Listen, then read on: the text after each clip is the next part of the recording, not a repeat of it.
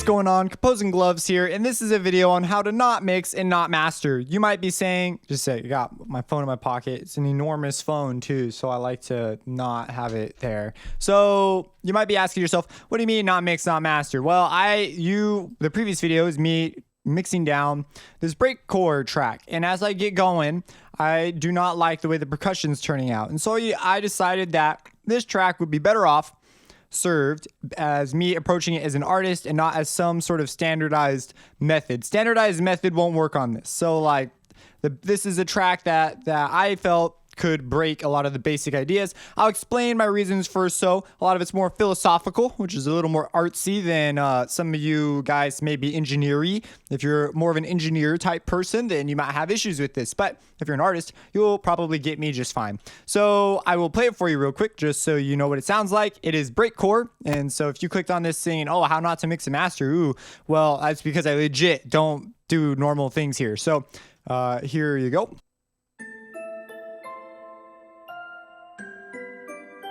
I believe that Gandhi's views were the most enlightened of all the political men in our time. We should strive to do things in his spirit, not to use violence in fighting for our cause, but by non-participation in anything you believe is evil. There is only one real peace now, and that is peace for all time. The confrontation was not created by the police. The confrontation was created by the people who charged the police. Gentlemen, get the thing straight once and for all. The policeman isn't there to create disorder. The policeman is there to preserve disorder. The first imperative is the elementary necessity of maintaining our own national strength. Moral, economic, and military. It is still my conviction, as I wrote in 1947, the compelling necessities of the moment leave us no alternative to the maintenance of real and respectable strength.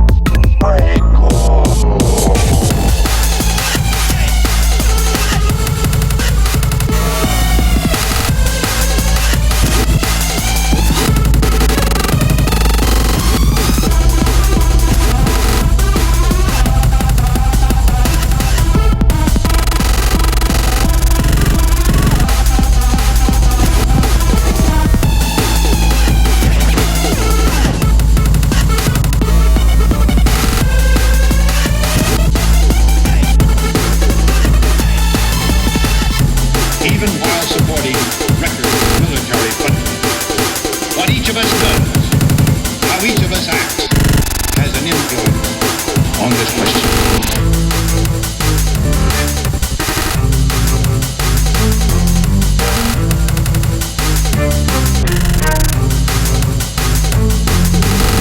I believe that Gandhi's views were the most enlightened of all the political men in our time. We should strive to do things in his spirit, not to use violence in fighting for our cause, but by non-participation in anything you believe is evil.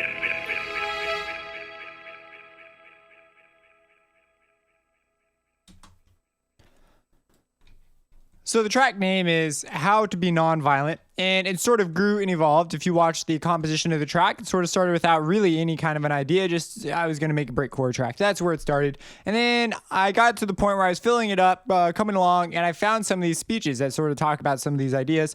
And I thought that was really interesting. Then as I was mixing down, I had a couple of things occur to me.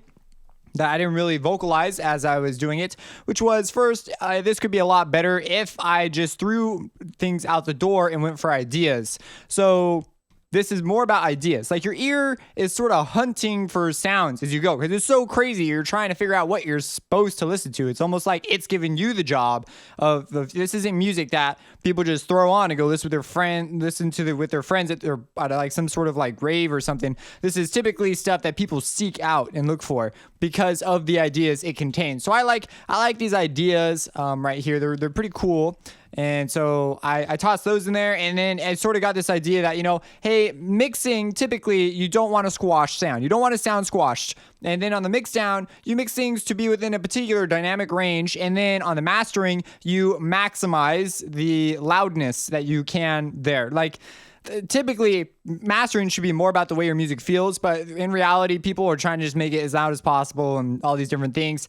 Eventually, hopefully that'll be corrected via some policies that are upcoming. But what's interesting is, now that's a really poor definition of mastering. I'm giving you like just a rundown on what most people think of it as. And so I have in my mastering chain, if you can even call this mastering, 2 things. First, I've got a parametric EQ with a little bump right there, and I just like the way it sounds, so I left it there. Generally, you don't want to boost anything here. I mean, like, you can boost, it varies. Anyways, it's already being pretty freaking crushed, so by this point, boosting anything was a really weird move. So normally, you wouldn't even get there. The other thing I have is a Supercharger GT from Native Instruments. I love this thing. I like the way it sounds when stuff runs into it, so I put a little bit of saturation and some their character knob, and it is going through with no compression active. So that is sort of the deal. I left it on its default setting. So after that, let's talk about the mixing. So mixing, typically, you mix it to a particular level and you keep a big eye on your headroom so that you can mix things ideally how you want them, and then you just pump it all up later. This one, though, I wanted a very large dynamic range, and I could either monitor really loud and have this enormous dynamic range, or I could monitor at my regular levels and try and do weird crap. And that's what I did. The idea is, as I was going, I wanted parts of this to really, first off, I tried to really utilize the stereo image so that things are like moving around and just weird stuff's going on in your head. And then the other thing I wanted to utilize was, the idea of a mess. So we have this huge thing going on. We're talking about this non-violence over here. We're talking about like, oh yeah, this is like, don't be violent, blah, blah, blah, blah, blah. Like, we should do things that aren't against our self. Like, if you think that thing is evil, then what are you doing? You should do something you don't think is evil. And arguably that's what you will do. But there's weird things that people convince themselves into doing.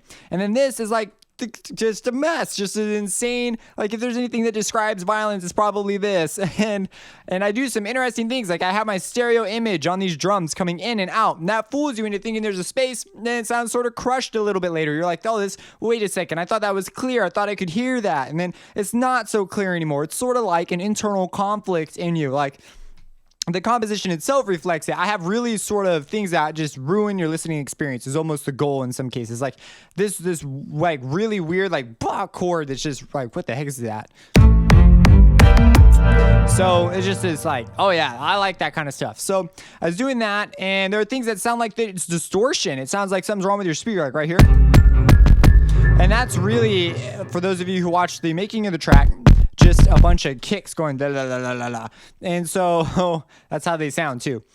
So it's just, the idea here is it's like it's just a constrained thing being squashed, crushed. Other times it sounds open, and then you're not really sure, and just weird stuff. Because at the beginning there's so few instruments that it sounds very open. Like it's gonna be a nice track. These things come in, it slowly just gets more and more complicated till you're listening to like this crazy drum just like pounding away, and then it switches into another drum over here, and it just really becomes something else on its own. Now, the things that you typically don't want to do. So the mastering side, I didn't even really do mastering in the conventional sense. I just threw a couple things on to process the whole chain a little bit differently, and that was really it. So I didn't like multi-band compress, or I didn't do anything like fancy. So nothing really there. Now the mixing, there was a lot of stuff turned down. It actually started off as a regular mix for me, and then I decided to use this whole dynamic range.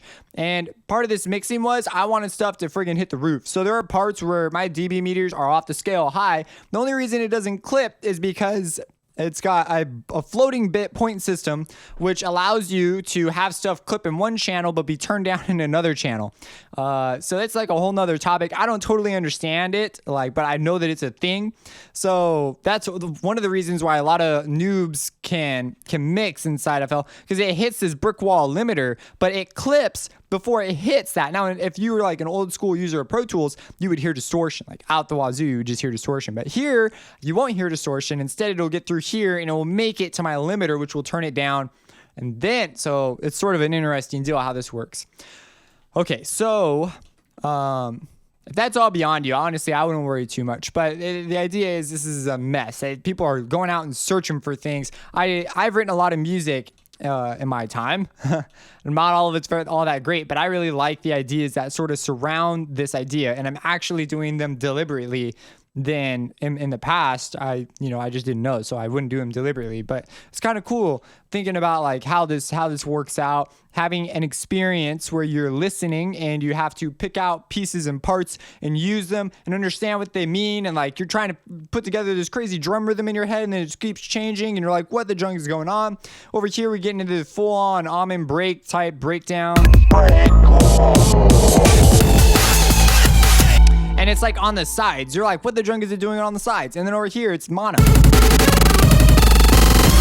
And then it goes back and forth. There's just all these things, like it's just crazy. It's just, if people who like this kind of music are going to like it. And then the people who aren't, just aren't. You're not going to listen to it anyway. So I could care less about making a big mix. Another thing is, compositionally, it lends itself to that category of what I'm doing. It's really experimental, sort of going for the effects that you typically wouldn't be able to experience because it's unpopular. Like, most people aren't going to listen to this. They're not going to appreciate it. If you play this at like a big, like stereotypical rave, people are going to be pissed off because it sounds friggin' weird. But other people would really enjoy it, but they wouldn't enjoy it because it's popular. They'd enjoy the ideas. They would get something deeper out of the music, which is something that I think is pretty cool. And so that is the idea sort of behind this track, why I mixed it the way I did, why it sounds the way it does. I really quite like it. I like how certain elements of the percussion, like listen to this guy, like where is he? Right, he is, first off, I like this little intro thing right here. That's just like, that's your first like real taste of kick. And then it's like, after that it gets really weird. Is it this guy?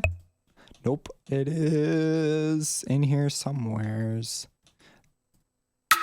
That guy, like he's out in the middle of nowhere and he's way louder than the other stuff. The compelling necessities of the moment leave us. Like, that's so loud. That's like so, I liked that. And then you have the different elements of the different velocities flying around your head. Like, it's just really kind of symbolic of the entire idea. And it also creates a lot of space in the mix. So as far as an engineering perspective, that also aids in the, sorry about that. I know some people really don't like the mouth noises. It really aids in the experience of the track, but it also aids in the space of the track. So it doesn't sound totally murdered, but it does sound quite crushed at certain moments, which I think is pretty cool. Usually because I bring in a ton of sub. There's just so much sub right here. So much. It's difficult to even hear the melody. Like, you're straining to hear it. And I found that these strings had to be dramatically moved around throughout the track. So I'm doing all this weird automation stuff on the strings. And yeah, so anyways, that's it. That's like, you typically don't want to do as much boosting as I do. You don't want to mix generally like that. I've done other mix downs in this series where I follow like conventional rules and I show you typical mastering and stuff like that. And it's all done in the box. Now, I don't have any like super mega fancy plugins. Like, I've got Maximus, which is pretty darn fancy. But most people, because they either steal FL or when they buy it, it comes with it. So they don't consider it like that crazy. But Maximus is actually pretty darn, is like way dope.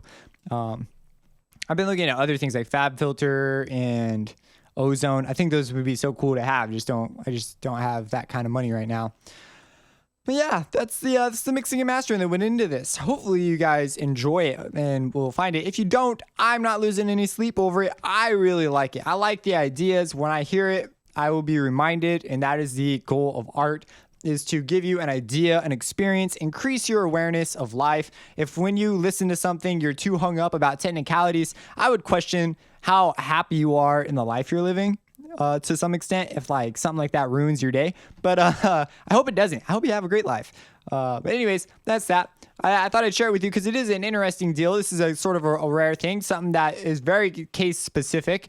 If I were making like a glitch hop track, I'd probably go the standard way, not because I'm like conforming, because I'd probably still do some weird crap, but because it's going to give me the results I like. And a lot of people, even contrary to what I'm just saying, won't do the mix down like I'll do it. They won't turn all their faders off and have an official mix down. They'll like mix while they're going, which gives them a particular kind of sound that's sort of becoming more and more common, but it's not, I just don't like it. Like there are things sometimes when I'm listening that I'm like, oh man, this guy's kick is like being totally destroyed by his bass. And it doesn't sound like he wanted that to happen because his bass isn't the most interesting bass. So it's just interesting. Then you have the question, did he do this on purpose?